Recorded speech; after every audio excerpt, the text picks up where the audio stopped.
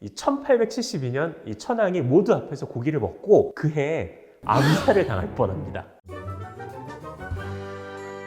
안녕하세요. 대체 불가능한 고기 토커 미트러버 황 사장입니다. 오늘도 흥미로운 고기 얘기 시작해 보겠습니다. 저는 인간이 고기를 좋아하는 감정은 어쩔 수 없는 본능이라고 생각하는 쪽이거든요. 그러니까 채식주의자분들도 고기는 포기하셨지만 그 고기의 식감, 질감, 이 고기에 대한 욕구, 이걸 이제 대체 욕구로 또 대신하는 거 아니겠습니까? 인간의 이런 고기를 좋아하는 욕구, 본능을 억눌렀던 대표적인 사례가 뭐가 있을까요? 여러분도 한 번쯤은 다 들어보셨을 거예요. 바로 옆나라 일본의 육식 금지령 1200년 그 얘기 말이죠.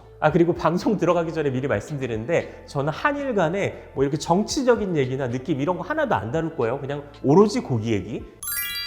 사실 우리는 단순하게 그냥 1200년 동안 고기를 못 먹겠다 이렇게 생각하고 있는데 이게 생각보다 그렇게 단순한 얘기는 아닐 겁니다. 일본은 그러면 언제부터 정확히 고기를 먹지 않았고 언제부터 먹게 됐을까요? 고기를 먹지 말라고 한 사람이 정확히 기록이 돼 있어요. 일본의 텐무 천황으로 서기 675년 5월 19일 날 금지를 시켰고 일본사에는 국교를 불교로 도입한 천황으로 알려져 있습니다. 육식금지와 불교 뭔가 딱 연결성이 느껴지지 않으세요? 실제로 한국에서도 고기를 가장 못 먹게 했던 시기는 고려시대입니다. 고려시대도 불교를 국교로 도입했으니까요.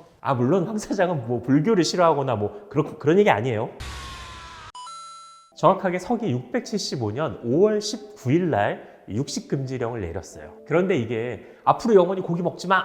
이렇게 한 게 아니라 구체적인 법령을 발표해가지고 시기까지 지정을 한 방식이 나와요. 그러니까 농번기인 음력 4월부터 9월까지 이 기간 동안 이제 어린 물고기도 잡지 말라라고 했고 딱 집어서 5가지 종류의 동물을 먹으면 안 된다고 했습니다. 소, 말, 개, 원숭이, 닭입니다. 이 5가지 동물을 지적한 것도 재밌는데 이게 이후에도 1197년간에 걸쳐서 11차례 정도 이 천황이 소, 말을 먹지 말라고 한 기록들이 있어요. 이럴 때마다 약간 안타까운 게 3년 있다가 금지를 해제했으면 깔끔하게 1200년이잖아요. 나중에 역사 공부하는 사람도 얼마나 헷갈리지 않고 좋겠어요. 여러분도 짐작하시겠지만 농번기 때 소, 말을 잡아먹으면 안 되죠. 조선시대 때도 같은 이유로 금지령을 내렸으니까요. 목적이 어느 정도 있는 공표였습니다. 자, 그러면 이제 먹지 말라고 한 사람이 누군지는 알았으니까 먹으라고 한 사람에 대해서 알아볼게요. 여러분도 잘 아시겠지만 근현대 일본의 시기를 메이지 시대라고 하잖아요. 이 시기는 메이지 천황이 다스렸던 1868년부터 1912년까지의 45년간을 의미합니다. 이 시기에 일본은 근현대의 시기를 이뤄냈고 동시에 조선을 병탄하기도 했죠. 일본의 메이지 천황은 1871년 즉위를 한 지 4년째인 12월 17일에 천황의 식사를 담당하는 내선사의 명에서 소고기와 양고기는 평상시에 식사를 올리고 돼지, 사슴, 토끼고기도 때때로 올리라고 명령을 합니다. 그리고 1872년 1월 24일에 대신들과 함께 모여서 소고기 전골을 끓여 먹는 모습을 국민들한테 보여줍니다. 여기서 좀 이상한 거는 1000년 이상 고기를 안 먹었는데 갑자기 왜 고기를 받아들이게 됐을까요? 이 시기는 일본이 근현대화를 이루던 시기예요. 그러다 보니까 서구 열강들과 이 도처에서 싸워야 되고 저항을 하던 시기인데 전투력이 다른 거예요. 다른 이유가 뭐가 있을까를 생각해보면 저들은 육식을 저렇게 먹기 때문에 우리보다 체구도 크고 힘도 좋구나 이런 생각을 하게 된 거죠. 그래서 적극적으로 육식을 받아들여야겠구나 라고 생각을 한 겁니다. 같은 의미에서는 간디가 영국에 저항할 때 고기를 먹음으로써 인도 사람들의 어떤 체질을 바꿔야 된다 그렇게 생각을 했던 적도 있던 시기가 있으니까 비슷한 느낌의 저항 운동으로 생각하면 될 것 같습니다. 여기서 재밌는 에피소드가 하나 있는데 이 1872년 이 천황이 모두 앞에서 고기를 먹고 그해 암살을 당할 뻔합니다. 일본 사람들한테 천황은 약간 불가침의 영역인데 그런 천황을 암살하려고 자객들이 황궁에 쳐들어온 거예요. 어쨌거나 그렇게 신성시하던 천황을 암살까지 하려고 하니까 이 암살한 이유를 묻지 않을 수가 없잖아요. 일본이 1000년 넘게 고기를 안 먹으면서 그냥 단순하게 살생을 금지한다 그런 의미가 아니라 이 종교적인 약간 정화, 이 고기를 먹는 걸 오염으로 보는 문화가 있었거든요. 그렇게 신성시하던 문화를 천황이 먼저 어겼기 때문에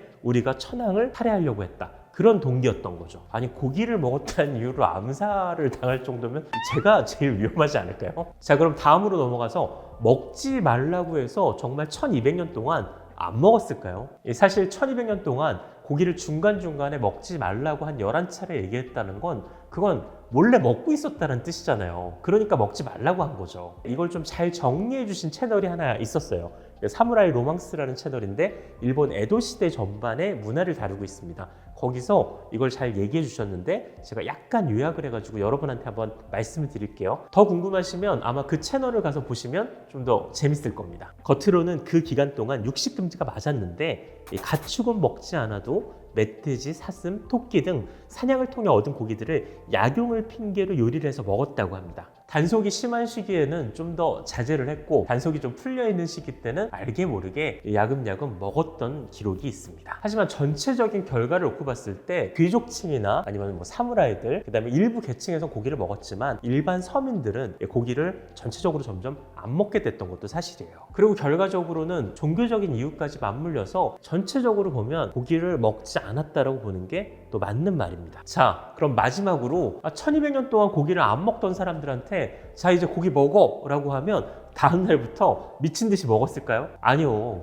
우리나라 말에 좋은 말 있잖아요. 고기도 먹어본 놈이 먹는다. 이 조선통신사가 일본에 갔을 때 놀라웠던 기록 중에 하나가 한국은 소고기를 너무 많이 잡아먹어서 이 소고기를 못 잡게 했지만 일본은 진짜로 소고기를 안 먹었기 때문에 지나가다 보니까 소가 죽으니까 소를 묻어주고 있는 걸 봤대요. 여기서도 보다시피 이 도살 문화도 제대로 없었던 거예요. 우리가 매일 자주 먹어서 그렇지 이 생고기를 사다가 먹는 직화구이 문화가 그렇게 만만한 게 아니에요. 그만큼 신선하게 도축과 정육을 세세하게 잘 해야 되는 거고 그리고 그거에 맞는 유통도 갖춰져 있어야 되는 거기 때문에 그냥 뭐 원시인처럼 우리가 고기 잡아다가 바로 구워 먹고 아닙니다. 그냥 그만큼 이 조선의 고기 문화가 발전해 있던 거죠. 때문에 천황은 여러 학자들한테 이 국민들이 고기를 어떻게 잘 먹을 수 있을지 연구를 하게 시킵니다. 서양의 커틀렛을 발전시킨 돈카츠도 그렇고 그다음에 카레라이스가 있죠.